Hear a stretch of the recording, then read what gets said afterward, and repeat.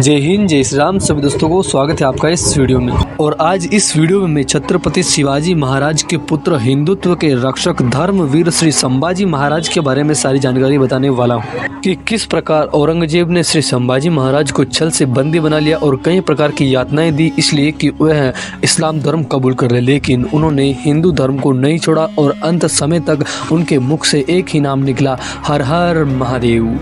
तो चलिए शुरू करते हैं आज का ये वीडियो। शिवाजी के पुत्र के रूप में विख्यात संभाजी महाराज का जीवन भी अपने पिता छत्रपति शिवाजी महाराज के समान ही देश और हिंदुत्व को समर्पित रहा। संभाजी ने अपने बाल्यपन से ही राज्य की राजनीतिक समस्याओं का निवारण किया था और इन दिनों में मिले संघर्ष के साथ शिक्षा दीक्षा के कारण ही बाल शंभूजी राजे कालांतर में वीर संभाजी राजे बन सके। छत्रपति संभाजी महाराज का जन्म 1657 में 14 मई को पुरंदर किले में हुआ था, लेकिन संभाजी के 2 वर्ष होने तक सईबाई का देहांत हो गया था, इसलिए संभाजी का लालन पालन शिवाजी की मां जीजाबाई ने किया था। संभाजी महाराज को छवा कहकर भी बुलाया जाता था, जिसकी मराठी में मतलब होता है अर्थात शेर का बच्चा। संभाजी महाराज संस्कृत और 8 अन्य भाषाओं के ज्ञाता थे। संभाजी की माता सईबाई शिवाजी की दूसरी पत्नी थी। संभाजी राजे के परिवार में पिता शिवाजी और माता सईबाई के अलावा दादा शहाजी राजे, दादी जीजाबाई और भाई बहन थे। शिवाजी की 3 पत्नियां थी, साईबाई, सोयराबाई और पुतलाबाई। साईबाई के पुत्र संभाजी राजे थे। संभाजी के एक भाई राजा राम छत्रपति भी थे, जो कि सोयराबाई के पुत्र थे। इनके अलावा संभाजी के शकुबाई, अंबिकाबाई, रणुबाई जाधव, दीपाबाई, कमलाबाई, पलकर, रंजुकबाई सिरके नाम की बहनें थी।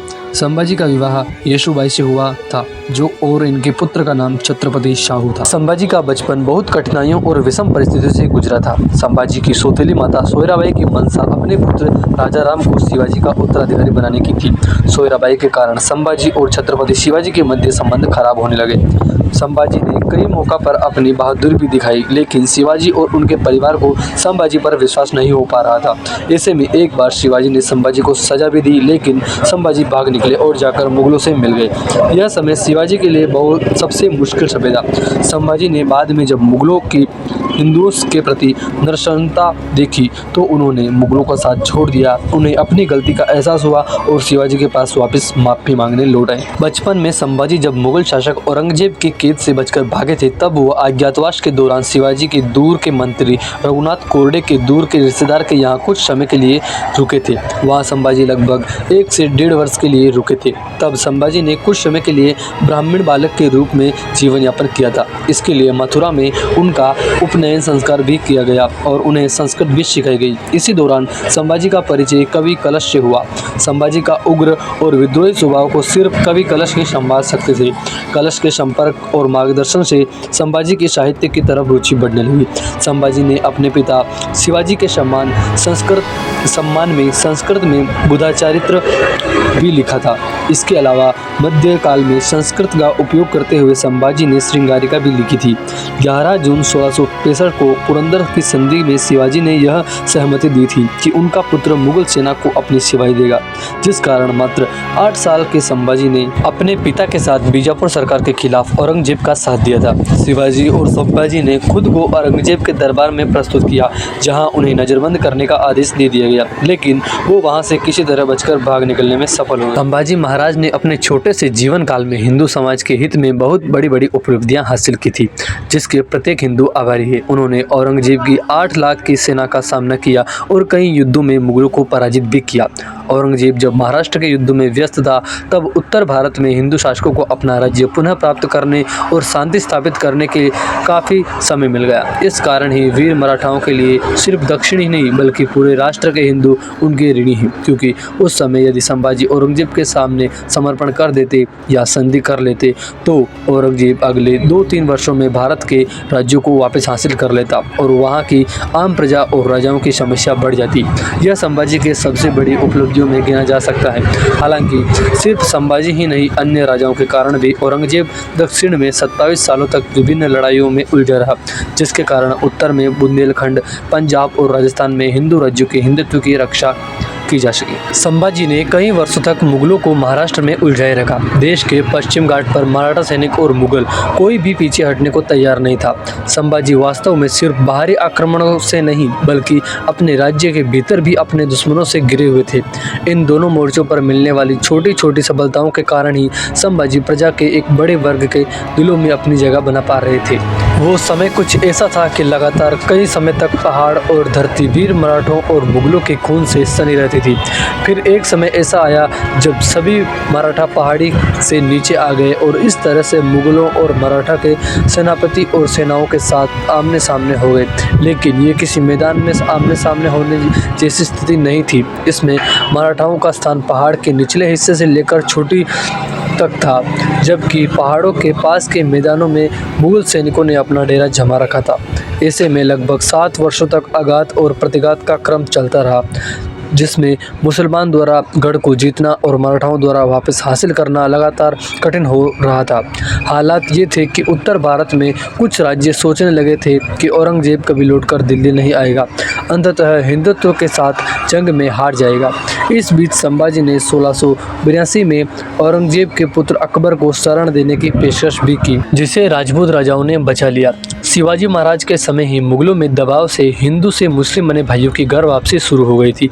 शिवाजी महाराज ने सबसे पहले नेताजी पलक्कर को पुनः हिंदू बनाया था, जिसे कि जबरन मृत्यु का भय दिखाकर इस्लाम अपनाने को मजबूर किया गया था। उसी प्रकार संभाजी महाराज ने भी सैकड़ों हिंदुओं की घर वापसी करवाई। 1680 में शिवाजी महाराज के देहांत के बाद औरंगजेब 4000 घुड़सवार और 50 लाख की सेना लेकर 1682 में मराठों के रामसोई दुर्ग को घेरने की कोशिश की, लेकिन 5 महीने के प्रयास के बाद भी वो सफल ना हो सका। फिर 1687 में वाई के युद्ध में मराठा सैनिक मुगलों के सामने कमजोर पड़ने लगे। वीर मराठाओं के सेनापति हम्बीराव मोहिते शहीद हो गए और सैनिक सेना छोड़ भागने लगे। संभाजी इसी दौरान संगमेश्वर में 1689 फरवरी को मुगलों के हाथ लग गए। संभाजी महाराज और कवि कलश को बंदी बनाकर औरंगजेब के दरबार में ले जाया गया। औरंगजेब संभाजी को देखकर अपने सिंहासन से नीचे उतर आया और उसने कहा कि मराठाओं का आतंक कुछ ज़्यादा ही हो गया था।